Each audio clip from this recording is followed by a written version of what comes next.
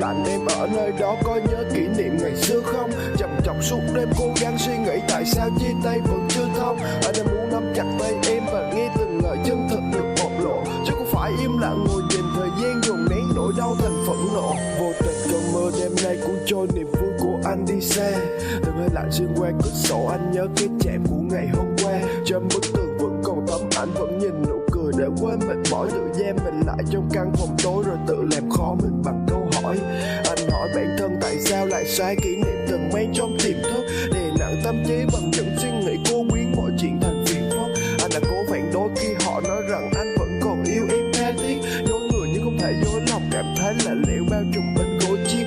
Ở trên chiếc bàn điện thoại vẫn nằm bất động không hề thấy lung lay, muốn nhắn rằng anh nhớ em nhưng bản thân không cho phép anh buộc phải buông tay. Tự biến cảm xúc thành lời nhạc, anh nhìn thấy em trong sự mờ nhạt, câu vật vật lâu nhưng bị rời rạc rồi tự trách bản thân sau cuộc đời bạn. Nước mắt dẫu bao nhiêu năm cuối cùng lại rơi con tim khiến đau thắt, lửa tình mong manh gió sợ quá lớn khiến cho niềm tin kia mau tắt. Ngày đó vẫn còn trong anh nhưng đối với em mọi thứ quá xa xôi, chôn giấu nỗi buồn bộc lộ niềm vui, hy vọng mọi chuyện sẽ qua thôi. Đêm nay mơ lạnh em ở nơi đó có nhớ kỷ niệm ngày xưa không? Trằn trọc suốt đêm cố gắng suy nghĩ tại sao chia tay vẫn chưa thông. Anh đã muốn nắm chặt tay em và nghe từng lời chân thật được bộc lộ, chứ không phải im lặng ngồi nhìn thời gian dồn nén nỗi đau thành phẫn nộ.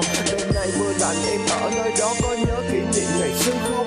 Trằn trọc suốt đêm cố gắng suy nghĩ tại sao chia tay vẫn chưa thông. Anh đã muốn nắm chặt tay em và nghe từng lời chân thật được bộc lộ, chứ không phải im lặng ngồi nhìn thời gian dồn nén nỗi đau thành phẫn nộ. Anh không muốn thấy giọt sầu em rơi khi anh quay lưng nói tạm biệt. Nếu yêu không được có thể làm bạn, không cần phải buông lời đoạn tuyệt. Anh biết ở sau lưng em vẫn còn thấp thoáng bóng dáng của ai khi anh chợt thấy hàng ngàn nỗi đau như đâm vào tim cốt kìm trong đêm khuya.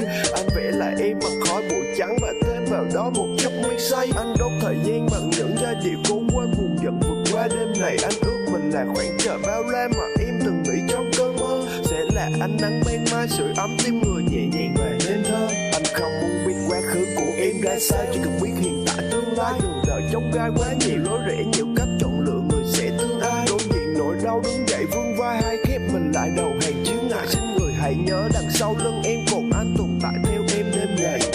Em có lạnh khi cơn mưa đêm nay nặng hạt, anh nhớ ngày đó gặp nhau còn cười nhưng bây giờ mọi thứ trở nên lạnh nhạt. Xin thời gian hãy trôi qua nhanh, mưa cuốn nỗi nhớ trôi qua kẽ tay.